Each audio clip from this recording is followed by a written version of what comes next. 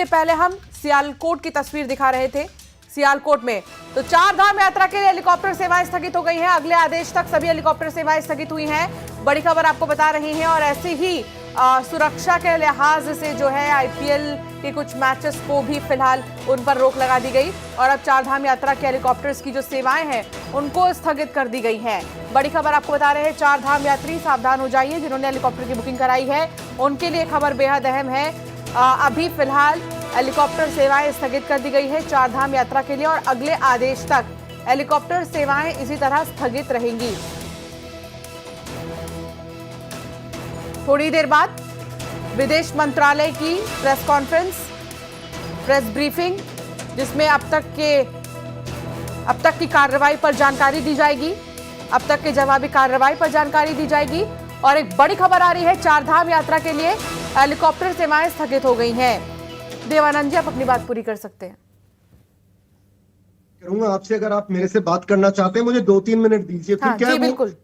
पूरी हम आपसे ये राष्ट्रीय सुरक्षा की बात कर रहे हैं। अब वो थॉट प्रोसेस टूट जाता है तो फिर गड़बड़ हो जाती। कृपया 2-3 मिनट दीजिए। हाँ, नहीं, बिल्कुल आपको पूरा समय दिया जाएगा देवानंद जी। हमारी मजबूरी है क्योंकि ये लेटेस्ट अपडेट है और न्यूज 18 बहुत जिम्मेदार चैनल है। सबसे पहले हमारी कोशिश रहती है दर्शकों तक फर्स्ट इंफॉर्मेशन पहुंचाएं ताकि वो अवगत रहे, अलर्ट रहे। जी, अब अपनी बात पूरी कीजिए। तो मैं आपको बता रहा था कि जो पाकिस्तान सेना है, आतंकवादियों को एक तरह वो एक्सपोज हो गए जब उनके जनाजे में पाकिस्तान की सेना के लोगों ने कंधा दिया। एक्सपोज होने के बाद जब भारत ने उनको मौका दिया कि भाई अब आप ये लड़ाई झगड़ा बंद करो, आतंकवादियों को हवाले करो और एक नए रास्ते पे चलते हैं, पर उसका जवाब उन्होंने दिया रात को मिसाइल और ड्रोन हमले से। और जिसका काउंटर आप देख रहे हैं कल भारतीय सेना आज जिस प्रकार से इनके जो एयरफील्ड्स हैं, इनके जो विभिन्न स्थान हैं, उनको हम ध्वस्त कर रहे हैं। अब ध्वस्त ही नहीं, उनको बर्बाद करेंगे। अब इससे जो उपजी स्थिति आप समझिए, वो स्थिति है कि पाकिस्तान की सेना जिस पर पूरा केंद्र बिंदु बनी हुई है आज के दिन, वहां पर उनके जो चीफ हैं वो छुपे हुए बैठे हैं न्यूक्लियर बंकर में। प्रधानमंत्री डरे हुए बैठे हैं, जो बाकी नेता हैं वो बेतुक के बयान दे रहे हैं और वहां की जो नागरिक है वो उनको समझ में नहीं आ रहा हो क्या रहा। अब देखिए, एक तरफ बलूचिस्तान के लोग सेना को मार रहे हैं, टीपीपी वाले अफगानिस्तान मिलकर के वो सेना को मार रहे हैं। और अभी जो वहां के सीनियर लीडर्स हैं, कोर कमांडर्स, आर्मी कमांडर्स, वो लोग 2 खेमे में बैठ गए या 3 खेमे में। कुछ तो मुनीर के साथ हैं, मुल्ला मुनीर, और कि भाई ठीक है, बाकी कहते हैं नहीं तुम सही नहीं कर रहे हो। कुछ बलूच का धड़ा है, कुछ पश्तूनों का धड़ा है। तो आज के दिन अगर ये पुरानी स्थिति होती तो मार्शल लग चुका होता। पर भारत का दबाव, भारतीय रणनीति का दबाव ऐसा है कि पाकिस्तान की सेना तितर बितर हो गई है। पर अभी जो एक दुख की खबर जो आई आज देखने को मिला है, देखिए जो आप देख रहे हैं, एक जगह बम गिर गया, एक जगह ये कर दिया, ये सेना करती रहेगी, सेना की चिंता नहीं करें। हाँ। जो चीज मुद्दा जो आ रहा है वो ये है कि अभी खबर मिली है, अब कितनी सही है कितनी झूठ है, क्योंकि देखिए आजकल अफवाह का बाजार गर्म है। हाँ। वो ये कि आईएमएफ ने पाकिस्तान का जो लोन था वो सैंक्शन कर दिया है। हाँ, कर दिया है। अगर ये न्यूज सत्य है तो मैं ये बहुत खतरे की घंटी है भारत के। ये सत्य है और ये आज ही जानकारी मिली है, लोन सैंक्शन कर दिया है। आज पाकिस्तान के न्यूज़पेपर में ये छप चुका है कि इंडिया फेल्ड। तो मैं वही बता रहा हूं, ये भारत के लिए खतरे की घंटी है। भारतीय सेना कितने ही हवाई जहाज गिरा दे, कितने ही आतंकी मार दे, अगर आईएमएफ उनको लोन दे रहा है तो इसका मतलब इनडायरेक्टली जो एक बात सुनिए, आतंकवादी तो हिंदुस्तान में है, उसका पिताजी पाकिस्तान में है जो आईएसआई, पाकिस्तान की सेना, और उसका दादा है अमेरिकन डीप स्टेट, जो अमेरिका का है, याद रखिएगा। और अब ये 2 को हमने समाप्त किया। एक तरफ ट्रंप साहब ने आकर के डीप स्टेट को खत्म किया है, पर पूरी तरह खत्म नहीं हुआ, इसका उसका कंट्रोल है। आसिम मुनीर से यूएस के विदेश मंत्री बात करते हैं और कहते हैं कि तनाव कम हो जाए। अगर आपको नहीं पता हो तो मैं ये जानकारी भी आप तक पहुंचा दे रही हूं कि आसिम मुनीर से बात की है यूएस के विदेश मंत्री ने और कहा है कि तनाव को कम कर दे, मामला शांतिपूर्वक सुलझा ले। इसको क्या समझे आप? अपने नजरिए से बताइए देवानंद जी। मैं आपको यही समझाने की कोशिश कर रहा हूं आपके दर्शकों को। तो जब एक तरफ वो डीप स्टेट और जो अब बात कर रहे हैं पाकिस्तान से, देखिए आईएमएफ क्या है, आईएमएफ अमेरिका का पिछला coup है। जो अमेरिका चाहता है उसमें वही होता है। वो चाहे किसको पैसे दिलवाता है। तो अगर ये लोन दिया जा रहा है, इसका मतलब जो पाकिस्तान की सेना में आज तेल खत्म हो गया है। आपने सुना होगा कि उसने पेट्रोल पे बैन लगा दिया है। अगर वो पैसा देगा तो तेल खरीदेगा, हथियार खरीदेगा। और दुनिया में जो लोग छिप करके पाकिस्तान की मदद करेंगे, जो मुस्लिम ब्रदरहुड का जो ढिंढोरा पीटते हैं, जो अमेरिका जिसमें वेपन लॉबी है, तो मैं मानता हूं फिर तो हमारा युद्ध ये लंबा चलेगा। और लंबा भी इस हद तक चलेगा कि फिर यूक्रेन वाली स्थिति हो जाएगी। रूस और अमेरिका, यूक्रेन में क्या हुआ, यूक्रेन खत्म हो जाता, पर यूक्रेन में यूरोपियन यूनियन पहले कहने लगी शांति बनाओ, ये नहीं करो, और फिर हथियार देने लग गई। फिर अमेरिका उसके पीछे आ गया। तो अगर अब मुझे लग रहा है ये स्थिति है, तो भारत सरकार को अमेरिका को साफ साफ कह देना चाहिए कि अमेरिका, आप चाहो तो 1971 की तरह पाकिस्तान के पीछे चले जाओ, हम उसके लिए तैयारी करेंगे। मुझे लगता है कि देवानंद जी, अमेरिका के साथ साथ तुर्की को भी कह देना चाहिए।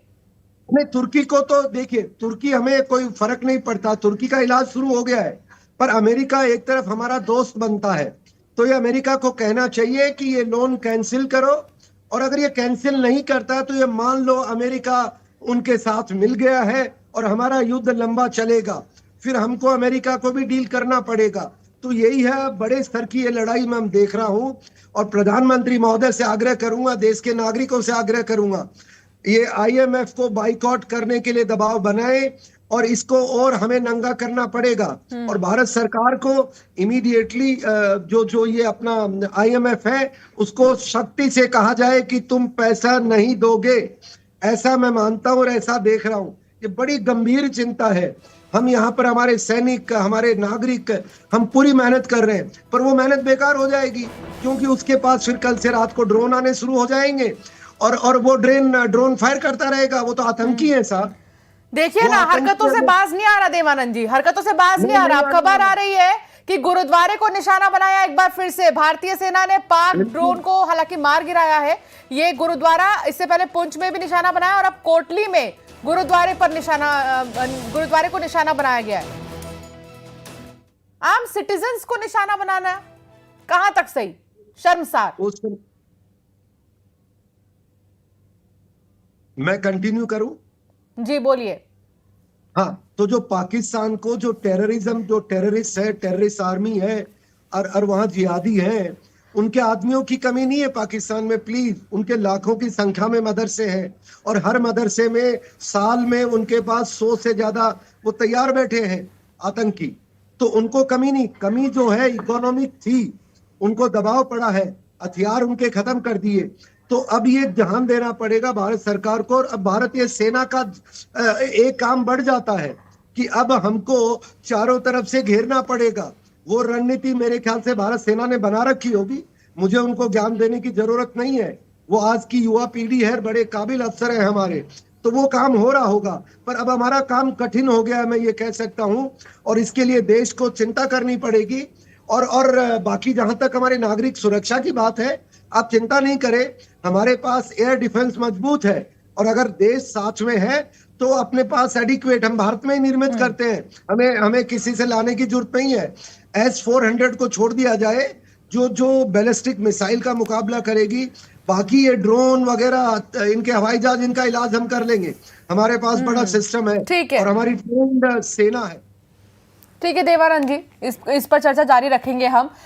एक और बड़ी खबर आ रही है, भारत के एक्शन से पाकिस्तान में लगातार नुकसान पे नुकसान, और एक और नुकसान पाकिस्तान के नूर खान एयरबेस की तस्वीर भी जो हम दिखा रहे थे, गड्ढा यहाँ पर रनवे पर जो गड्ढा बन गया था वो दिखा रहे थे। पाकिस्तान के नूर खान एयरबेस में भारी नुकसान हुआ है। अजय जैन हमारे साथ जुड़े हैं, डिफेंस एक्सपर्ट हमारे साथ जुड़ गए हैं, और देवानंद जी भी हमारे साथ लगातार जुड़े हुए हैं। अजय जी, आप किस तरीके से देख रहे हैं लगातार जो एयरबेस पर भारत की तरफ से कार्रवाई की जा रही है? हम फिर भी बहुत कदम फूक कर रख रहे हैं, सिटीजन्स को हम यहाँ टारगेट नहीं कर रहे हैं, हम उन अड्डों को तबाह कर रहे हैं जहां से नापाक हरकतें पाकिस्तान करता है। अजय जी। देखिए, पाकिस्तान को जैसे कि अभी देवानंद साहब ने बताया है कि आईएमएफ से मदद फंड रिलीज किया है, तो निश्चित तौर पे पाकिस्तान उससे तेल भी खरीदेगा, ड्रोन भी खरीदेगा, मिसाइल्स भी खरीदेगा। उसकी काट हमारे पास यही है कि हम उसके एयरबेस, उसके लॉन्चिंग पैड, उसके जहां से वो हम पे अटैक करने की कोशिश करेगा, उनको हम पहले ही नेस्तनाबूद कर दें। वो कितनी ही कोशिश कर ले।